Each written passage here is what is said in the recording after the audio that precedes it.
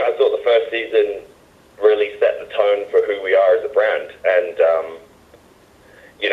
I will stand by, especially episode 1 of that show, as, to me, one of the best examples of how to come out of the gate and show everybody, what your brand is all about and how you're different from every other brand in a very crowded marketplace. As far as, we all have our different tastes, certain stuff on the show, that might appeal to others more than it appeals to me, but that's cool with me, as long as we're ticking over in the right direction. We knew that, like most shows, we were going to have a strong opening, and then some of that gets siphoned off, and then what's left is our kind of core audience, and then we build on that. As far as how it went, again, we're talking about a small team, and everybody there worked their tails off to get all of that, all of those episodes done, and to make sure that we brought the same level of intensity and energy on the last episode as we did on the first. Certain things happened during those tapings that made us pivot, like the question mark, you know what I mean?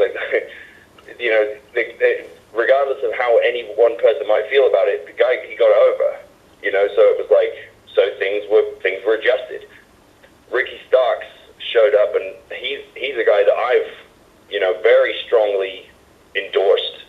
He shows up, and I think that it would be fair to say that Billy, I'm not saying he didn't see it with Ricky, but he was just kind of trusting my judgment. And then by the time he saw Ricky's first segment on that show, he went, okay, you sold me, right? And I think the audience did too. So it's so there were some pivots, and I think that's a testament to our professionalism, because it's a taped show, and it's not as easy to sort of go to work based on feedback, which is absolutely what we want to do, because we believe in booking more than writing, and that's hard to do with a tape show, but I think we did it pretty well.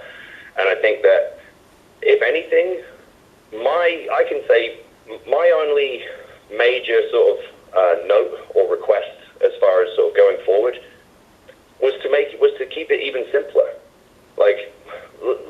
What people really like about our show, in my opinion, is guys going out and cutting money promos. And because it's been so long since people have seen that, and have matches that establish who you are, and then build to something that's important so we can sell some pay-per-views. And again, we're not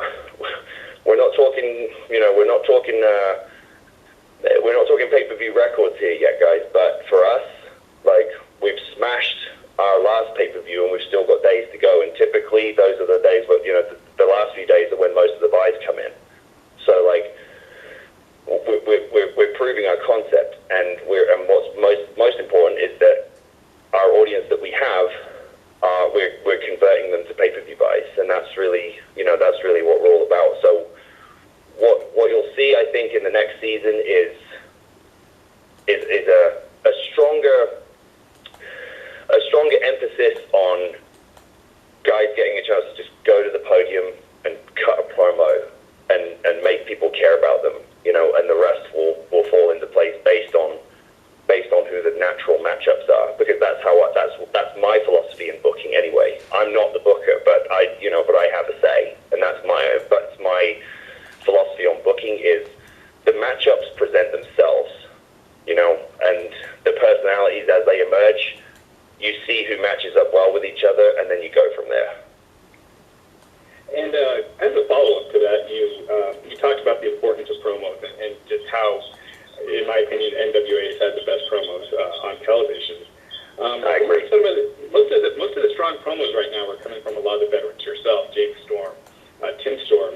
Who are some of the young, up-and-coming talents that you see that have that gift of gab that you can see really knocking them dead? You mentioned Ricky Starks. Are there any others? The Starks would obviously obviously would be one of the first ones I would mention in that regard.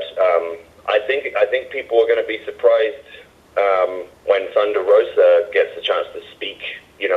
Certainly in that environment. Obviously, her presentation is so vastly different, and she's kind of arrived with on the scene with such ferocity based on her in-ring performances and her intensity in the ring. But I wouldn't sleep on her as far as her ability to deliver on the stick too. I think Allysin Kay is money on the mic in my opinion. She in many ways has been as good a representation of the NWA as I have, on the women's side, the way she carries herself and the way that you can really see in the way when she conducts herself that she really believes that she's the champion, and that's really the most important thing. And then there's going to be some new faces. We're going to see some new people coming up. And again, like I said, by the time this weekend's finished, I think that the conversation about the NWA is going to be all about what you've just seen, or if you didn't get the pay-per-view, what you just missed. And that's going to be, who knows who you're going to see in front of that podium, speaking on that microphone, and that's that's an exciting prospect. And let's not forget that people like to talk about the departure of Cornette, but the blessing in disguise we got from that is the addition of Stu Bennett, who I think is going to absolutely crush it on the broadcast team. Absolutely. Well, thank you. We have another call from Foul Original Wrestling. You've got the floor. Take it away. Oh, thank you very much. Hi, first time. Hey, Nick, thank you very much for taking the time today to talk to us. No problem. Thank you. So, as you may have heard, I'm British, and I've got a question that might kind of take you back a little bit. And some of us in the UK know you from the UK revival of Gladiators back in 2008, and this seemed to inspire your first character in TNA. You may have heard, but the infamous British gladiator Wolf was asking for a revival back in August 2019, and Davina McCall has said she's happy to host it.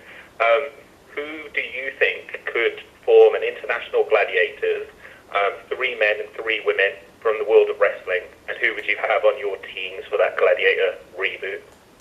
Well, obviously me. I was clearly the standout star of that show in 2008, and it was the launch pad for my entire career, and I'm happy to say that.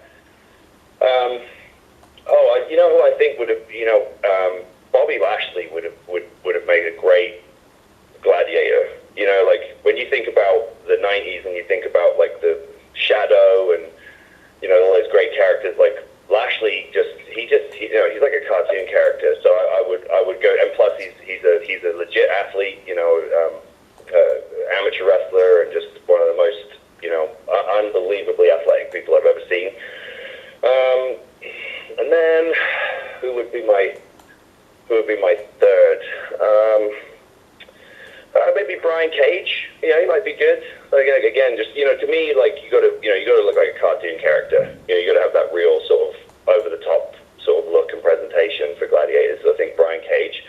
As far as the women, gosh, put me on the spot here. Let me think. I think Marti Belle might be good.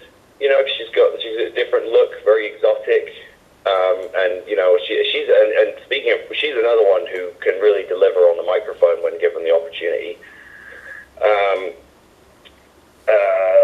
I think maybe Toni Storm.